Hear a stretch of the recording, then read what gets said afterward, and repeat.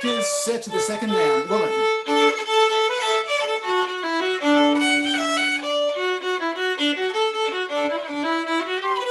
And then the second man. And circle 3. Down the middle.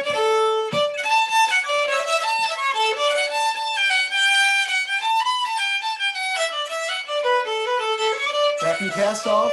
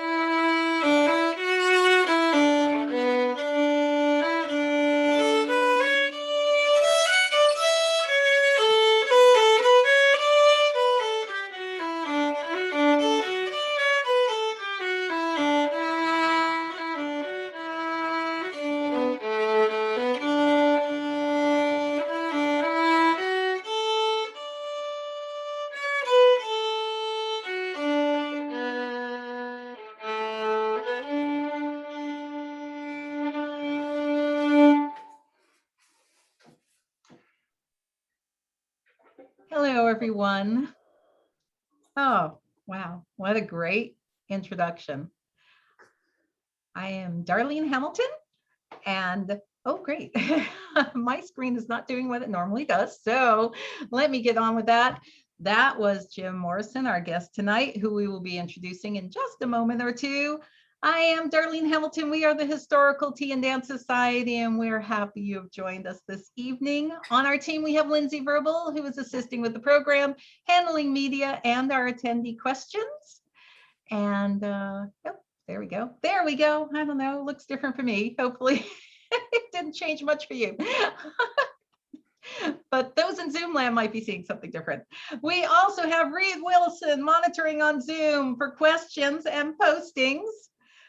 And Larry Hansen monitoring that Facebook Live chat for questions and postings. Thank you for being here. We invite you to ask questions in the chat box on both platforms. That's what their job is, and we love getting the questions and getting them answered for you.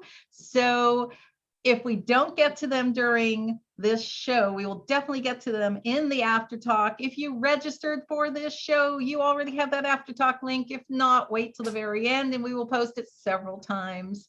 Thank you, as always, to Karen Axelrod and friends for making Tuesday night so special, so special. Ah, so amazing. We love all our musicians, and we certainly have an amazing one with us tonight, and I can't wait to hear what he's going to talk about. Let me go into a bio on Jim Morrison, our guest. He's a pioneer in the study of historical American social dance. He spent years studying and documenting it in the field and received 2 grants from the National Endowment for the Humanities to further his work. He's also a musician, as you just heard, and has played fiddle in many bands over the years, including Cotty Light Orchestra in Wilderness and Morrison Brothers Band with his sons Owen and Will. He got involved in contra and ritual dancing in college, attending programs at the John C. Campbell Folk School and Berea Christmas Country Dance School. In 1970, he started working for CDSS, and under the mentorship of May Gadd, learned to call for square dances, contra, and English country dance, which he has done ever since. In 1975, at the age of 27, he became director of CDSS and later served as artistic director. Please welcome our guest. I'm so thrilled to have him here, Jim Morrison. You all asked for him, we got him. Hi, guys. Hi, it's so great to have you here. Wow. We're gonna, Oh, please go ahead. I'm just marveling at these people showing up who I actually know. I love it. Yeah, Many of careful them of I reading haven't the seen chat. in a long time. You'll get distracted. I'll try not to. So let's jump into thing number one. I hope you got your tea ready. Oh, not only that. Oh yeah, the beautiful Is my teapot. teapot. It's Wow. really Marnie's teapot. Wow. Eyeball. That is quite the teapot. I love it. It's kind of a party in its own. Yeah, cool. All right. So thing number one, Great. social dance history. Okay. Let me say just a word before I start. Two words. The first word is wildness.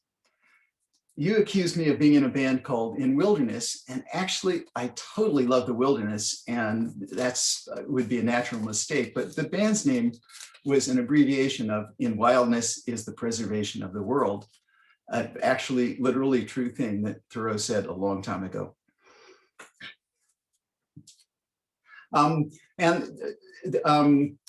The other one is that I have had a really different evening getting prepared for this, because I got home and I had my timing all set. I was doing rehearsals with my kids to be sure that everything was working, and I got back from a hike in the mountains that I took that was beautiful. Took a bath, got out of the bath, and could not find my computer, my MacBook Pro, and I never did find it. I've spent all the time since 5:30 to now looking for it, but I don't know where it'll be found. And if it's found, then that'll be great, but it'll be too late for this show, which I'm doing on a slightly more off the shoulder way than I had planned or hoped to. I'll point out that this is not an interview. This is not a documentary. It's an interview, which means that I'm allowed to say things that are wrong or even dead wrong. And I'm happy. I will not try to do that, but if I should do it, I've already seen there's plenty of people that can straighten me out. So, social dance history. I do have some notes. We've learned about social dance history from a variety of sources over different periods in time. And at certain periods of time, like way back, there's very little information, and we have bits and pieces of information. And the dance has actually been reconstructed on a small part of the whole, like making an elephant out of a tusk that you have. You imagine what the rest of the elephant would look like. Well, you might get close, but you probably won't. And when we're looking at 16th and 17th century dances, that is kind of the case.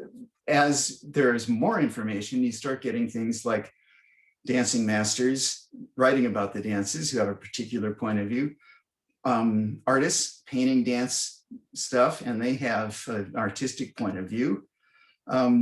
People who participate in dancing sometimes write diaries or letters to people that describe it, or memoirs, or anything that includes dancing. And that gives us a third way of looking at stuff. And then if you get close enough to our modern days, you get recordings, and then finally video and stuff. So there are a range of ways of knowing about dancing.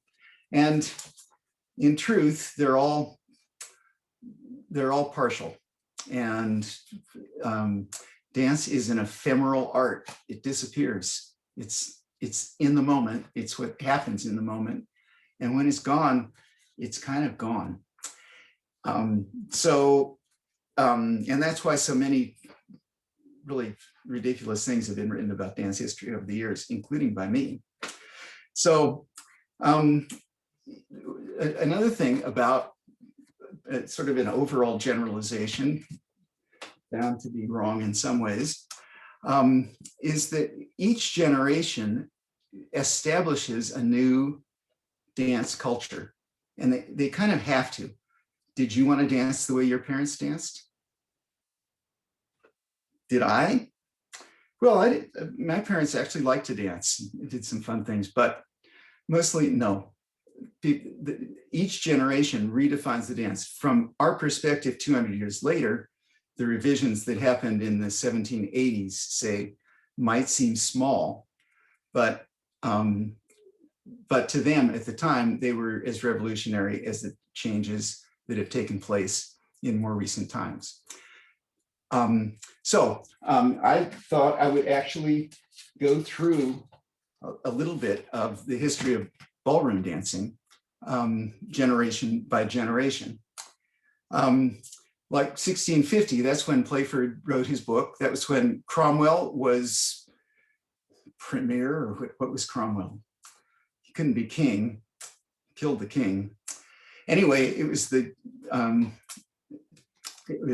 Puritan rule in England, and yet that was exactly the year that Cromwell came to power, is when Playford published his first dancing master. And on top of that, John Bunyan was a fiddler, author of Pilgrim's Progress.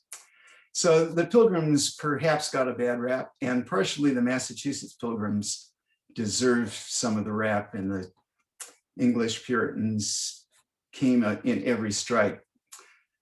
The ones who ruled England ended up being a political class, and everybody was glad to get rid of them, which gets us up to, and the dances were very varied in formation and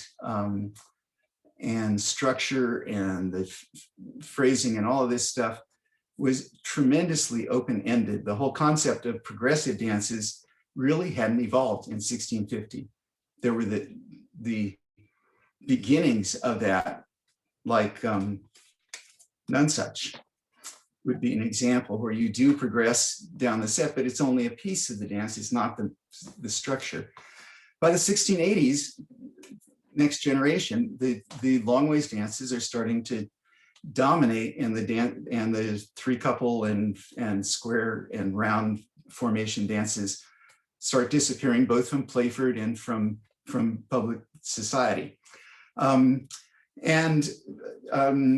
that the clothing also changed dramatically with the Restoration. People didn't want to act like dour old Puritans anymore, and there was a huge revival of folk dancing, including Morris dancing, right at that time. In fact, Morris dancing was probably dead before Cromwell, and it was revived, built on the structure of the social dancing of the time. Like, is anybody ever seen a dance that's a lineup of 3 and 3, and you face forward and go up a double and back to start the dance, and you face your partner and you do siding, and then you dance around each other? The Morris dances actually became country dances in many ways at that point, because they had been so lost. I was going to really try to only talk about country dances. Let's move along. The next generation was when the French, and then later the English and the rest of the world, picked up on notating the dances, so that we actually have a new piece of information, a drawn picture of the steps in the case of the foyer notation, and the pattern, and the hands, and when they hold, and when you let go of your hands, and how many hands you take, generally 1 or 2, for turns and all of that stuff. And so there are dances like the Female Sailor, where it's possible to say exactly what was meant by the verbal notation, and it's a very interesting exercise to do that. By 1710, the dances that were not long ways, for as many as will, were rapidly fading, almost gone. Should also add that the whole concept of progression was different from ours. The dance started at the top. The top lady, by this time, well,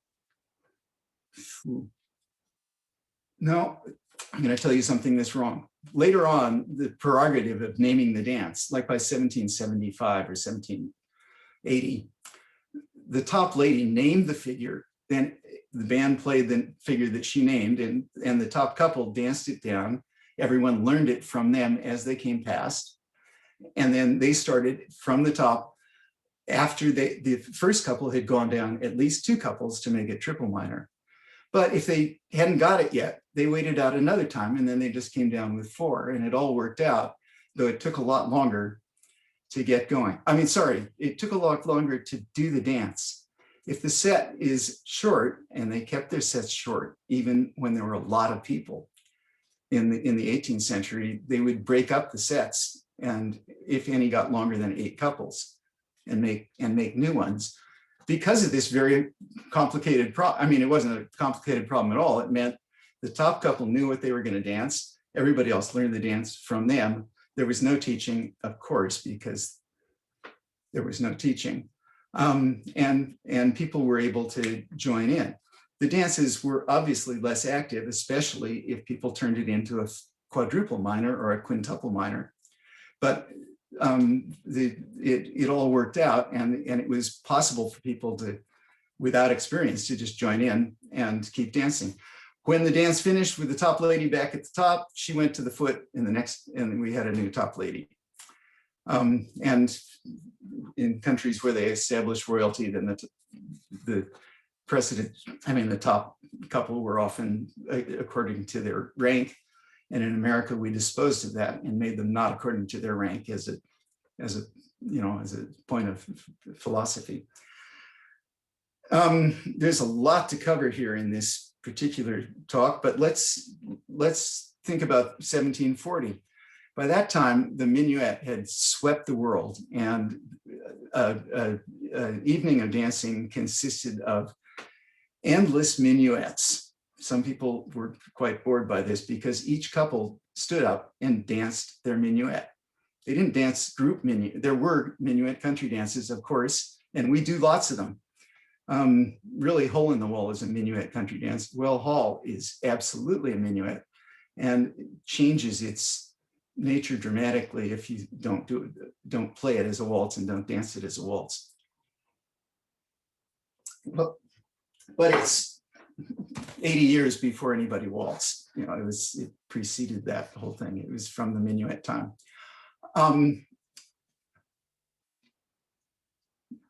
Just 1 minute. These are great generalizations. I'm not going to read any more of what anybody says. 1770, people looked like George Washington and Thomas Jefferson. The footwork in country dancing had become more established. Later on, it actually became extensively established. But even by 1770, you went to dancing school to learn to do country dances, and they all practiced standing in first position and third position and hopping around and all this fun stuff that a ballet dancer does. And with those skills, they could dance the way they dance country dances, but it was using the steps of the gavotte, steps of the sarabande, steps of the minuet, whatever the tune asked, jig. Those are the, some of the forms of dance, which are the exact ones that we do.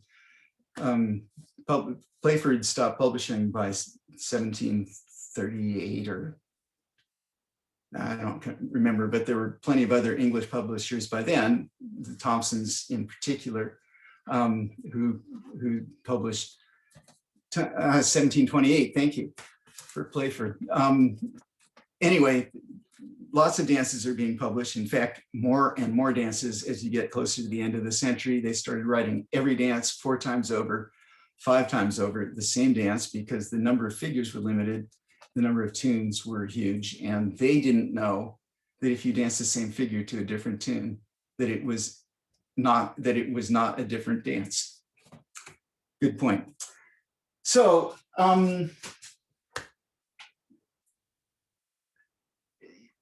perhaps you get my gist, and another day we will continue on to 1830, 1845, my favorite year, when the polka swept the world, and all this other stuff.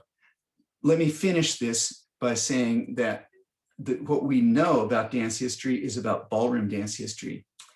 And there are little hints, bits of information. Even by 1800, there's starting to be a lot of information about how to dance a reel and stuff like that. But mostly dancing masters didn't care about this stuff. And so we're dependent on other sources. Nonetheless, dancing has gone on in all of these places that have traditional dances. It's always related to the ballroom dancing. The ballroom dancing is always stealing from the traditional dances back again and back and forth. And they operate on very different levels. And I think about those levels when I'm thinking about country dancing and what level it fits. And I'll say no more about dance history because I want to say stuff about this other stuff. And drink tea from my laptop. Jim, I think we had one photo that we were going to show. I'm not sure. Right. Let's see it. This is a picture from Pine Woods Camp in the 1940s, and see if they look like they do now or what's the difference. This is a demonstration, and I'm just about certain that it's a contra dance demonstration. But these people all just did a Morris dance, and I think that's Bob Hyder, who was one of the Morris teachers at that time. Still, what I see in it is a different posture, a different body angle, more forward,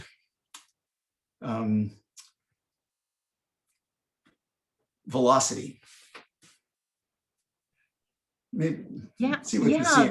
Let's move on. Yeah, absolutely. This is great. Thank you so much. I know we wanted to get that on. Let's move on to thing number 2, because I think that kind of connects with this. Thing number 2, reinventors of historic and, I can't read it back, traditional dance. I suddenly realized I couldn't read it backwards. Okay, so anybody who remembers May Gadd remembers an old lady. Could we see the picture of her, not an old lady?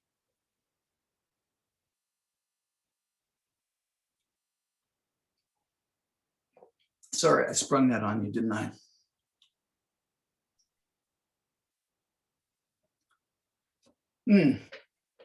Well, she got her head chopped. Oh no, there she is. She's probably 40 years old at this point, because I'm pretty sure this is in America at Pinewoods, which would have been 5 years after she came to New York. No, it's more than that. She came to New York in 28, I think. So May Gadd grew up in Sussex. She was born in the mid 1890s. She was a physical education instructor and went to a demonstration of English country dancing sometime like 1911 or so. She was completely enraptured, and sometimes when interviewed said that it was the old mole that hooked her, that was the dance that she liked the best out of those dances. She became an employee of the English Folk Dance and Song Society. She became a demonstration dancer with Cecil Sharp's performance team. She became a fabulous Morris dancer. And she went to work, one of her jobs, I don't know all her jobs for EFDS, because they weren't song yet, just like CDS used to be not song either. She was the Northumbrian regional organizer for EFDS, which was a fabulous thing in 1926 or whenever she was there. At that time, the Northumbrian dance tradition was very alive. These are the ramp dances, and not all long ways, but all fast and vigorous. And Megad was able to observe and collect lots of that material and go over to the Lake District. And when she taught Cumberland Square, she taught it like it would have been danced in Cumberland, because when she was there more than 100 years ago now. And it was, normally she would just teach it like all the rest of us do, straight out of the community dance manuals. But then one day she said, oh, let's try doing the basket the way they danced in Cumberland. And they hooked their arms inside in the middle, not behind the backs, but reaching across through each other's arms to dance the basket, which I thought was a terrific revelation and made me appreciate her early efforts. Then, if Cecil Sharp came to America, and what I know about Cecil Sharp is mostly through Megad and also from reading about him in books and stuff, but I consider her information different. Anyway, Cecil Sharp had come to America long after he looked like that, but we'll get to it. Here's many sides of Cecil Sharp coming up. Sharp had come to was collecting dances and especially English folk songs. Found America a fertile collecting ground, but all his purpose in coming was to stage a production of Midsummer Night's Dream in New York that was directed by a director named Granville Barker, very famous guy at the time. And Cecil Sharp came with, I think that first time, maybe one of the other times, but he had a singer who he had befriended, arranged to get singing lessons. And her name was Maddie Kay. And she came and did performances in New York, both of traditional songs and of sort of current popular songs. And apparently she had a spectacular voice. And so that was successful. And she was somebody Sharp was trying to promote. He also went around on that first trip and gave lectures on English folk dance and then taught people to dance. And in several cities, there were groups of the EFDS that were started up.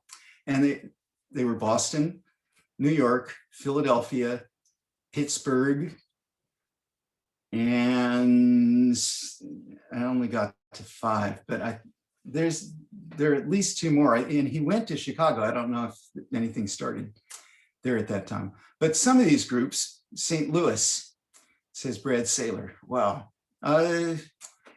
probably. And Beverly Francis says Cincinnati.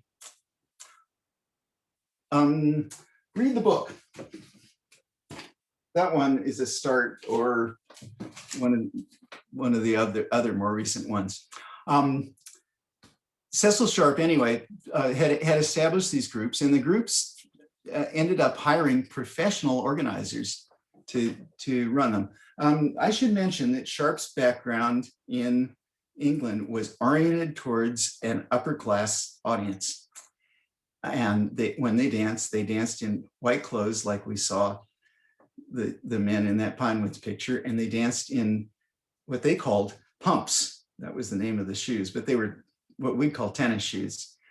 And they did that because they danced so fast. I mean, not fast, but covered amazing amounts of ground. Lindsay, make a note on that picture because I want to talk about it specifically just in a few minutes and not now. But those guys really are off the ground, aren't they? That's the Cecil Sharp demonstration, Morris. Anyway, Sharp was working with the exact same people in America. He was invited to Mrs. Storrow's home. It's the wrong name. Mrs. Storrow invited Sharp to her home in Boston, and she was the one who was the one of the founders of the Girl Scouts of America, and she bought all this land on Long Pond across the way from the Steinways, who owned the other side. And they're all still there. Girl Scouts too, and the Pinewoods Camp. So anyway, Mrs. Storrow represented the very upper class part of Boston society. They named roads after her. And in New York, it was a similar situation, that there you would have someone who was socially important as the sponsor of the Spring Festival. It was absolutely elitist. And in England, it made perfect sense. And in America, no one seemed to question it to my knowledge, although I can't believe that there wasn't some pushback against that. And then it came. In fact, it started in England. And Douglas Kennedy became director of EFDS after Sharp died in 20-something, 4, maybe. I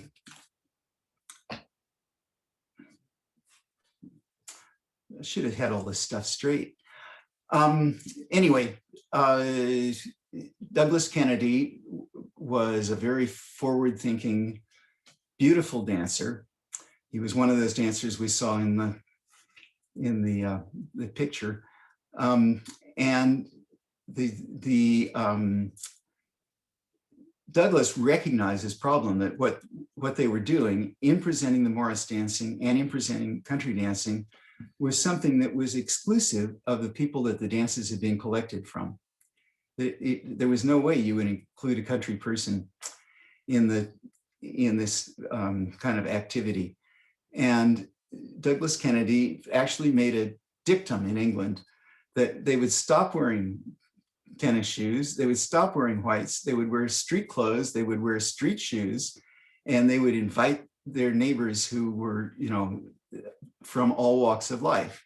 And May Gadd was almost kind of a disciple of Douglas's. They were similar, they were about the same age, and close friends who traveled to see each other and stuff all their lives. But he was also an incredible dance philosopher.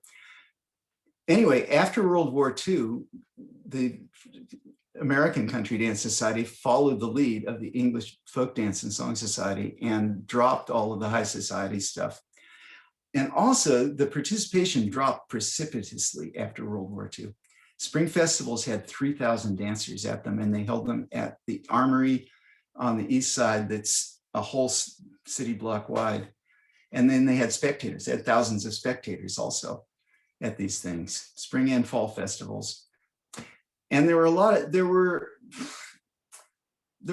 groups, but there were nothing like how many groups there are now. It was just that they could all get together because they were closer. So anyway, I just wanted you to know a little bit about some of these people. I wanted to mention Peter Kennedy, and I will just say that Douglas's son, Peter, was viewed as the natural heir to the directorship of the FDSS, but he disappointed people too much because he cared about the traditions of gypsies and because he cared about the Scottish folk culture and Irish folk culture, and he cared about seeing those dance forms and music forms as they moved around Britain, and the whole idea of that was actually somewhat offensive. But anyway, the community dance manuals were a result of that. Can we look at that Morris dance picture again? Because there's a good story that goes with it. You want to hear it. World War I was very hard on the EFDS, incredibly hard. These guys, to a man, were all brilliant scholars of Morris dance. They weren't just dancers. They were mostly Oxford University graduates who were musicians, music professors, composers. George Butterworth was a very promising composer. And they were the future of EFDS. They really knew the Morris dances better than Sharp. They were the ones who were doing the actual collecting. George McElwain, co-author of the Morris book, is one of them I can't recognize. Douglas Kennedy is the tall, skinny one right at the back, and he was 17 years old in this photograph, and so he wasn't eligible for the draft. He was too young to be drafted, and every other man in this picture died in the Battle of the Somme. Some people have speculated about Megad having the name Gay and other things about her life and said, was she gay? And I'm going to tell you exactly what I think about that topic. I have no idea in the world. I could not say, except that one time she told us that when we pressed her about former relationships and stuff, she said, well, there was one young man that I cared for very much, and he died with the others. So was he one of those guys? Probably about a 50% chance. I don't know. So let's move on. Wow, what a great story. Thank you. And yeah, this is great. Thank you so much. A little bit silly, but. Thing number 3, Philip Merrill. Right. We can't do surveys, can we? Has anybody heard of Philip Merrill? Somebody. What we can do is we can get a bunch of comments in the chat. Philip Merrill was the music director of CDS when I worked there and before and until his death. And he disliked recording, so I even though we have a recording, I'm not going to. I think we'll listen to it, but I don't want you to get your hopes up, because he always felt that it did not represent his playing, and I agree. When David Millstone gave his talk, he talked about the theory that the music would tell you what to do. That listen to the music tells you what to do. And I actually completely believe that when we were dancing in New York, and Phil Merrill was always there playing at the regular dances, because it was absolutely so. Phil knew the dances completely inside out, and he knew how, where they went, and he told you with his very simple, straightforward playing. I mean, often he'd just use the sharp scores, which are beautiful but sparse. And then, and he had great improvisational skills, but he was a complete non-show off. And I'll tell you why that's possibly a surprise. Is Phil Merrill grew up in Maine, in a community near Portland, in a community that had traditional contra dancing. And because he was a good musician, he played at the contra dances as a teenager. And he even knew some of the dances, and in later life remembered some of the dances. When he actually was a brilliant pianist, and he went to Eastman School of Music. And who would his teacher be? Another brilliant pianist, but the former New York City representative of the EFDS, who Marjorie Barnett was her name. And Marjorie Barnett came before Megad, but she was a young woman, but also a brilliant pianist. And she took this job out of her field and did it for several years, and I think was quite successful with it.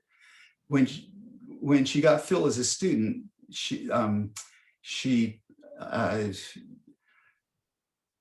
ultimately, I guess the two of them realized that his stage fright was going to stop him from a career as a piano soloist, which was what he was expected to become. Probably some of you know soloists, but if you don't, they have muscles in places that no other person does. They have brains that can store kinds of knowledge that is it's possible that a violin soloist operates at that same high level, but it's an extremely high level not known to most people. And Phil was there in his talent, but not in his, he couldn't perform. So Marjorie Barnett said, "This is a disappointment, Phil. Why don't you come with me to the Amherst dance course this summer?"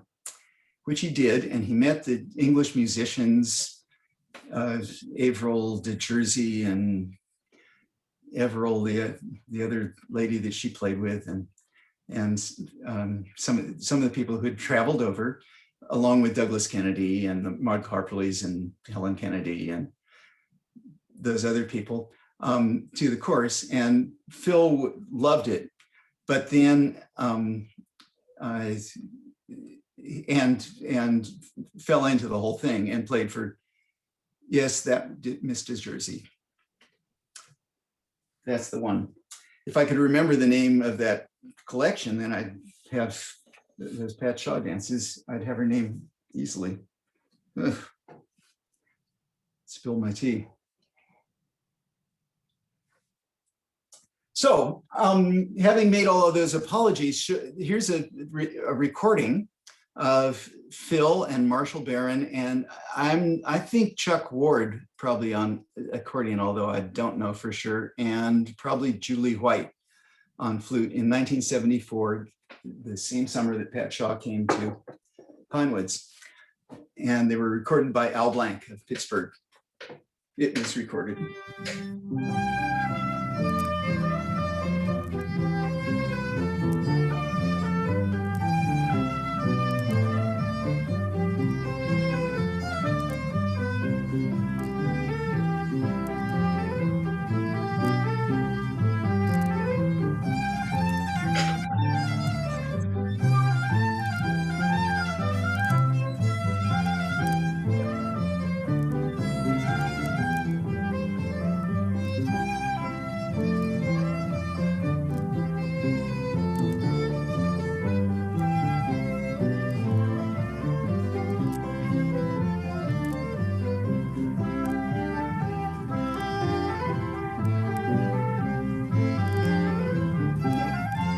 Gene knows.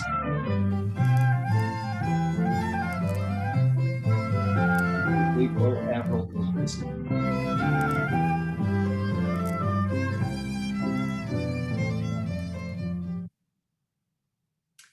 Anybody notice how it started? Bum dee da dum bodily dee. Everything started that way back then. No last two measures, no chord. But it could be a chord. It could be a chord. It was one note, and it was either one beat or one bar. And Phil was completely the master of it. I can't do it. It's really hard. So here, one story. Phil was in his younger days was teaching at Mannes School of Music, and I've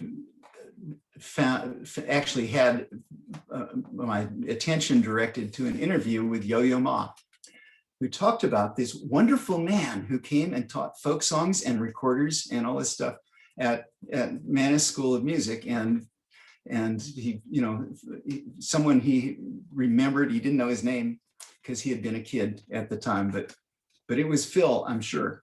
Phil also taught the Langstaff family, the music these are now my semi-relatives. But Jack Langstaff was very much a protege of Phil Merrill. And many of the people who play the best English country dance piano today heard Phil Merrill and learned to do it, like Chuck Ward or Laurie Andrus, or learned to do it differently on purpose, like Jacqueline Schwab, who I think undoubtedly had some inspiration, but plays in a more romantic style. I guess. So one time I had a job with Phil. We went and played at a United States government park in Battery Park, and they didn't advertise the thing. They just sent us down there to lead dancing for whoever happened to be there. There was a kids' playground near, and sometimes there might have been crowds, but it was threatening rain. And we went down there anyway, and it wasn't raining, and we played, and a few people gathered, and we got them to dance, and they danced, and we actually had maybe 8 or 10 people dancing in Battery Park. And then the woman who was the organizer showed up, and she said, well, it's going to rain, you might as well go home. And we thought, well, that's odd. It hasn't rained yet, and these people are kind of having fun. And she said, and because rain is an act of God, the United States government will not pay. So I'm sorry, maybe we will be able to book you another time. At that point, we left and went down to the ferry building, where there's a little bar for the people waiting to get on the ferry, and each ordered a beer. And Phil drank his beer straight down. And then he said to me, you know, that adds up. You know why God never pays? It's because he's God. And that's how he got to be God, is he never pays. And then he said, next time around, I'm working for the devil. He plays by the note. Anyway, having musicians like that around are the magnet that bring everybody, that bring other musicians in and make the activity click and make the possibility of the music actually describing the dance, so that you can listen to the music and know where things go. That's all. I mean, that's not all, but it's all for now. Well, you've whet our appetite for the after talks. Yeah. All right, let's move on to thing number 4, because we still have 2 things to get through. And we will. We might be running a little late, but we're going to get through them. All right. I want to hear about thing 4, Jack's wives. Right. Well, the Jack is Jack Scheimer, and Jack Scheimer is a fascinating guy who I'm going to talk about last, because he was a wonderful dancer, a lifelong dancer, a Ralph Page dancer in Boston in the early days. But his wives actually changed the country dance movement. Jenny, particularly the dancing, for the better. And for a long, she taught for very many years, both in New York and earlier than that in New Haven. Anyway, Genevieve Scheimer was born in England, but moved almost immediately to Ireland, Wexford, I think, the English part of Ireland, where her father had an administrative job of some type. Her name was Genevieve Vaughan Jackson. She immigrated to the United States. She studied painting, actually, in both London and Paris, and then came to the United States and was an art teacher in a school in maybe New London, Connecticut. Somebody knows all this stuff, and actually I have a file folder that has a lovely little synopsis that will even tell us what school. Doesn't look like it. So then Jenny married Jack, who was a professor of geology at Brooklyn College, moved to New York and became the resident dance teacher. She had a magnificent bearing, and the saying that the right posture for English country dancing is when you lift the egg out of the egg cup. That was Jenny's saying, and with her it made sense because she always illustrated it and showed what she did with her body. And she also demonstrated with her hand, lift the egg out of the egg cup. stand up, and then forward and up. And we all dance that way.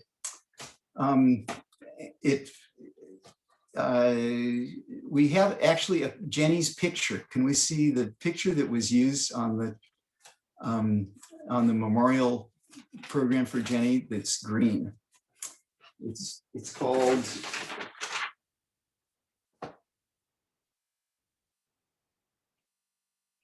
it's one of the one. Oh,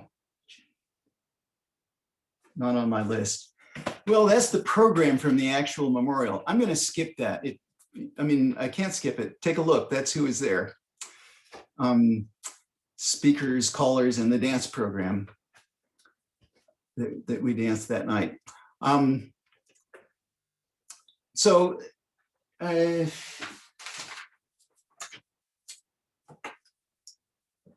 Okay, we'll skip that picture. It looks like this. Can you see it?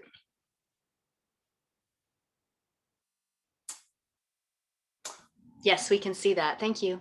Look at the forward, the posture of the dancers and all of that stuff. That they were dancing on the balls of their feet. Brad Foster doesn't dance on the balls of his feet.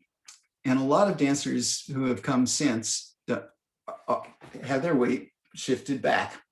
It's not better or worse, but it's a change that I've noticed since the days when Jenny was telling us to lift the egg out of the egg cup. So anyway, Jenny became director of CDSS immediately after Megad. I had been working there for 2 years. I was still only 25 and more ignorant than the average 25-year-old. So I was, anyway, I observed all of this happen. Jenny made the stipulation that Gay, which is what we all called Megad, would stay out of the office once she became director, which actually was a very good thing. Megad made really good personal friends with men, but she had trouble with almost all the women in leadership roles around her. And I think there are other people that are like this. But this was actually an operative factor in the fact that Jenny just made sure Gay didn't try to keep running things. And there was a lot of bitterness about that. When I became director 2 years later, I told Gay she could come back to the office, but she wasn't going to run anything anymore. And she was actually not ameliorated by that. She was kind of expecting everything to go back to the way it had been in 1971 when we sat and talked about how the dance had gone last night and whether I'd been any good at teaching or whatever. I got really good coaching sessions out of that. But anyway, when Jenny became director, this is what I said at her memorial. I found it, but many things happened in those 2 years, 73 to 75, that Jenny was director. First, NEH grants or national grants of any type were given to CDSS. The first grants from the New York State Council on the Arts were given to the New York Pinewoods Folk Music Club. And I wrote both of those grants, actually. I've never written one since. She started the American Country Dance Ensemble, a costumed performing troupe for the bicentennial. She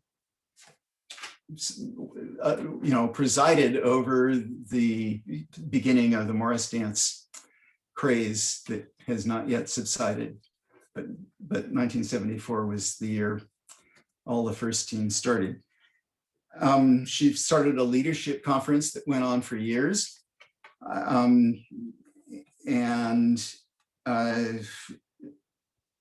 rewrote the bylaw, supervised the rewriting of the CDSS bylaws, bought Pinewoods Camp became the first president of the Pine Woods Camp organization. And there were some low points. CDSS got sued in a civil rights case, and it was resolved out of court, but it worried her very much. So you wanted to hear about Pat Shaw too, right? I do. Okay. Oh wait, that's only one Mrs. Scheimer. That's right. I have to talk about it. Yes, you do. I have to talk about Joan. Let's look at Joan's. We have a couple of pictures of her, I think. Yeah, that's one. I think she's a teenager there.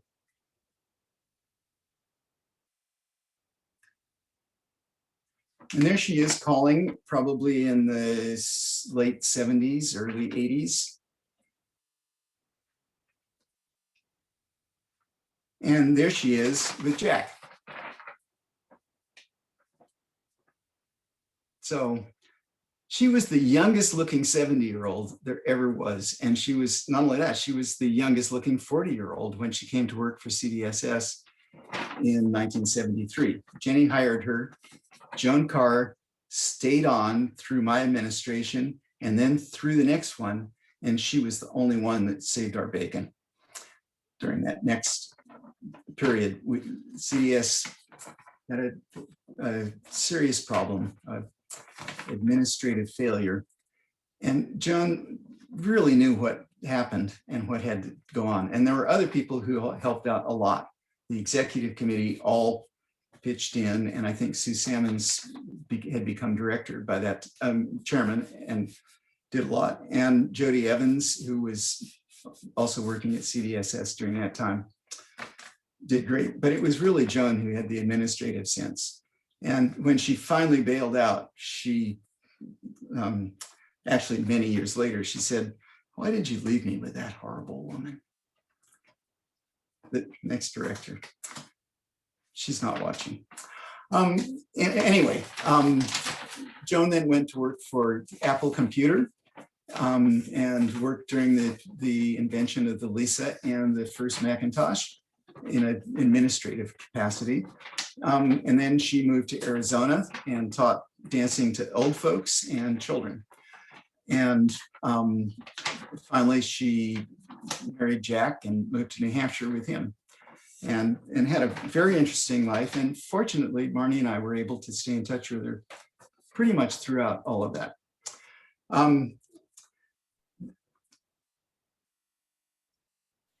So I think, are we heading into thing 5? Yeah. I'm gonna pull up the card. One more thing I'd like to say about Joan. Family Week became really an important outreach for the Country Dance and Song Society. And the idea started at Pine Woods. The first year was 75.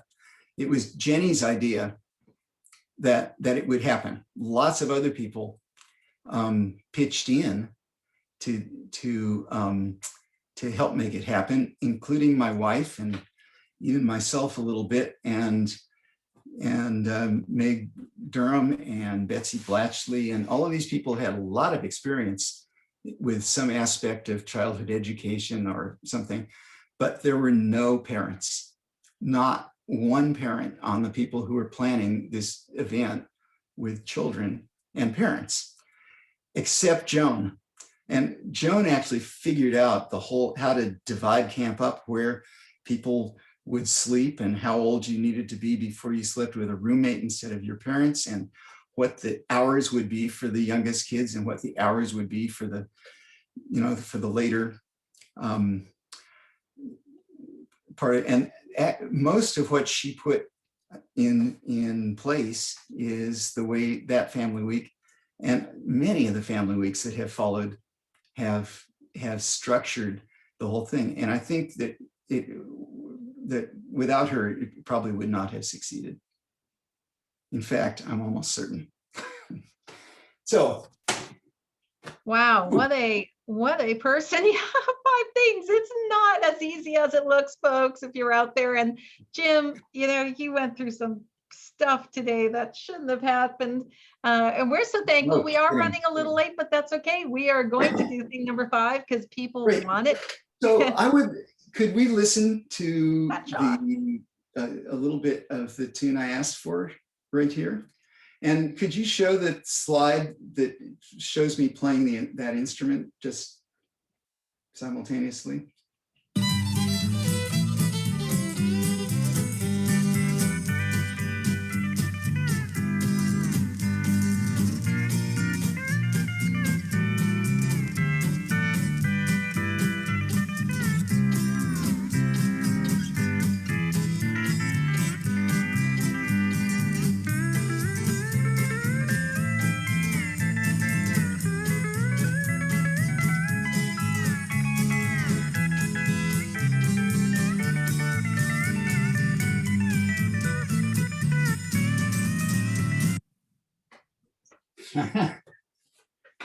Enough. So that was a dance Pat wrote when he came to America in 1974. He was at Pinewoods first. He came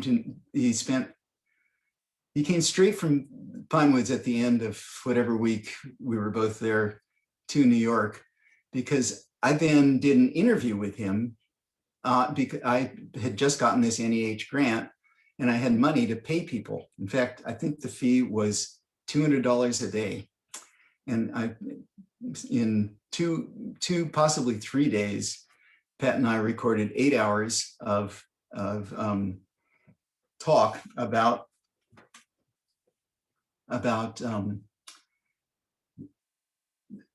dance history and just giving me advice. And frankly, I have found these tapes very difficult to listen to because I think both of us were absolutely exhausted, and we could only sometime remember what we were saying and keeping on the topic. But I also know that I have all of this sound of Pat Shaw's voice, and I wanted to just share with you him describing the manuscript by William Rebeck, 1788. When did he write He was William Rebeck, W-B-E-C-K, and the date given is November the 26th, 1788. Mm-hmm. And he was trying to write about. Well, this was his notebook of dances, which he carried around with him. But he was saying these were dances that were 100 years old. No, he didn't say that. Oh, I see. Whoever gave this to the library said that. Right, I get it. I get it. But there were dances popular at that time, presumably. Right. And many of the tunes are well known, such as The Lady's Breast Knot, Mm-hmm. The Flowers of Edinburgh. There's 2 Flowers of Edinburgh, as far as I remember. This is both your own worth doing. handwritten copy. This is my own, just rough handwritten copy. Mm-hmm. I'm glad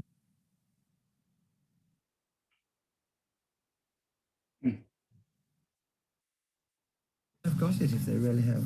Paddywhack. Yeah. That's in Bride's collection for 1772, but not quite the same. That's a good little dance, incidentally. It's one I've done quite often. Jolly Young Waterman is a known tune. Fair Maid of the Inn is Thompson, 1776. Well, now that is the tune which, well, that's the original dance to the tune which Mrs. Heffer used in the Apted book. Mm-hmm. For Pleasures of the Town. If you remember, it's Pleasures of the Town to the tune of The Fair Maid of the Inn, which always amuses me. A lot of these, you see, are Thompson, 1785, 1785.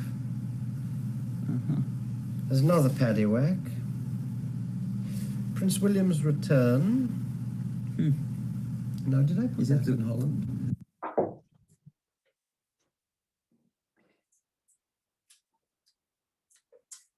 Ended. Pat, I can't remember why, but he came to our house first when we came to New York. He was staying with Jack and Jenny. who lived about 15 blocks uptown in Soho. We lived in the Village, a block from the Metropolitan Duane Hall. And so Pat opened his suitcases in our house to maybe get a change of clothes or something like that.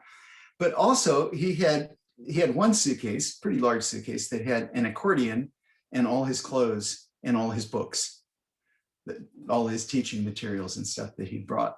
And then he had another suitcase that was nearly as big.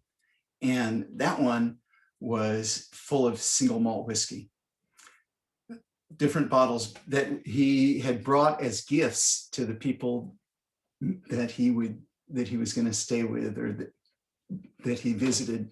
And that, I think that was kind of a standard way that he got on. And I learned more about that the final time that I saw Pat. Marnie and I saw Pat together.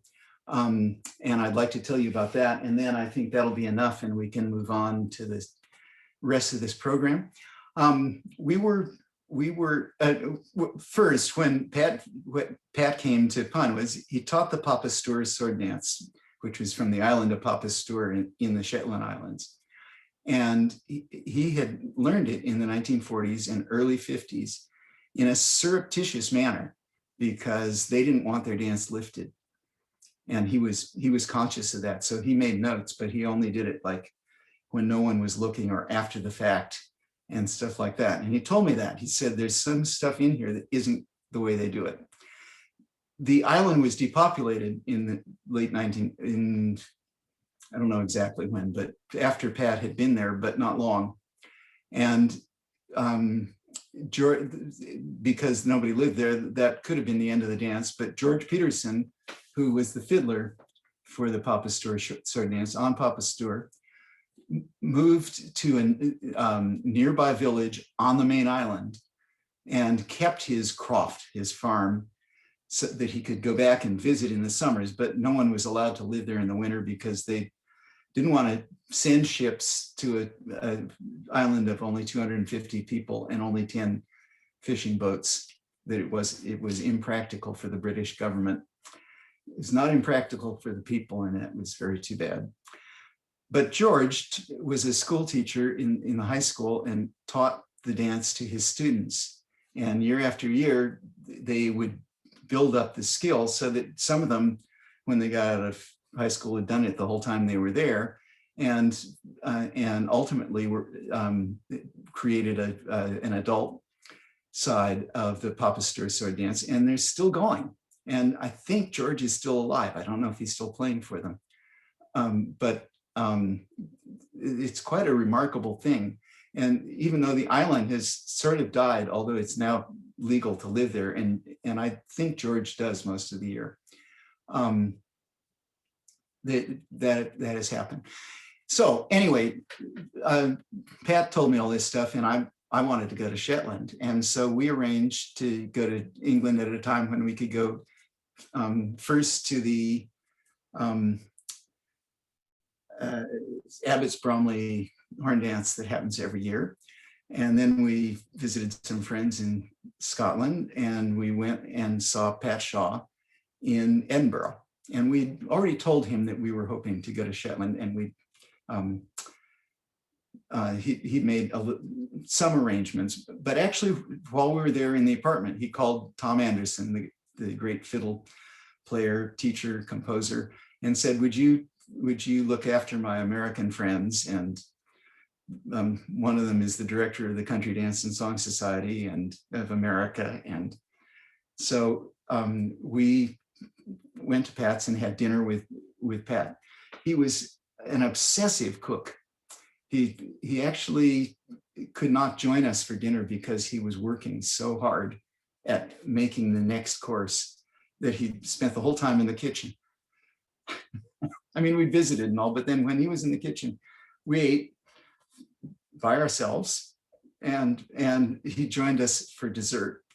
And he was, when he was in the kitchen, when he came out of the kitchen, he was sweating all profusely, and it was quite a thing. So he relaxed, ate dessert, and then he opened his corner cabinet. And I should tell you that also, having moved to Scotland and having been so generous all his life, he had squandered a large fortune, I think, because his family, the Sheldon Shaws, were fundraisers for EFDSS. His mother was a singer and also one of the board members who was the primary fundraiser, Winifred Sheldon Shaw. And professionally, she used her maiden name, which I forget. Anyway, Pat came by all of this naturally. He was born into the society. He was performing on the Morris dance teams and in country dances at the age of 13 and 14. So by the time he had gotten to Scotland in the 1970s, he was broke and probably couldn't have afforded to go to Shetland even. And certainly couldn't have afforded to go to Shetland with a suitcase full of malt whiskey, which is maybe what they were expecting. But he was very well remembered in Shetland. Anyway, we got there, and Tom was very hospitable. In fact, he got better and better during this visit. One night, he and Violet Alford played their whole Silver Bow album that they just recorded, but it hadn't come out, and it's one of the most famous Shetland records ever, I guess. Then we went to Baltusund. I actually went with Tom Anderson on his teaching circuit, went to 3 different schools, and then left him for the evening and went to visit Pat's friend, Gibby Gray, who was a terrific but very old-fashioned style fiddler, not like Tom Anderson at all, who could play the Scottish music and all of this highfalutin stuff. Gibby Gray was the diametric opposite, but boy, could he play. When Gibby had misunderstood and thought that we were coming with Pat Shaw, and when he heard that when we arrived, he had to leave and go away for an hour while we visited with his wife. When he came back, he took out his fiddle and we played all night. And Pat had said you'd want to bring a bottle to Gibby's if you want to get him to play. So we'd done that, and he went out and got a 6-pack of beer, because actually those people don't know you can't drink one without the other. And by the end of the evening, Gibby was getting very sentimental about Pat, and he gave him a little speech about how he should come visit soon and not wait too late. And I sent Pat that recording, and I don't know if he played it or not. I had checked somehow to tell him, but what we did do was write Pat and tell him the experience we'd had when we brought up his name. No one knew him as Pat Shaw. They knew him as Pat Sheldon Shaw, which is what he had used in the 40s and 50s and 30s and 20s, and up until he changed it to Pat Shaw. Marnie was sitting there writing a letter to Pat describing our experiences.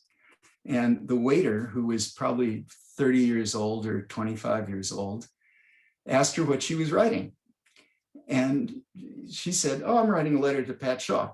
He says, "Sheldon Shaw, would that be?"